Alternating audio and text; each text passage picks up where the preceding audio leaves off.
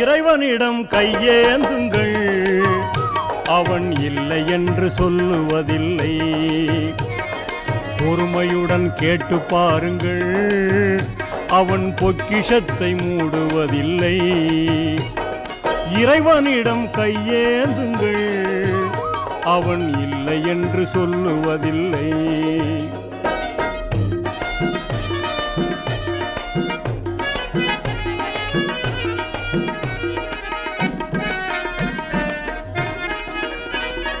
இல்லை என்று சொல்லும் மனம் இல்லாதவன், ஈடு இணை இல்லாத கருணை உள்ளவன், இன்னல் பட்டு எழும் குரலை கேட்கின்றவன், எண்ணங்களை இதயங்களை பார்க்கின்றவன்.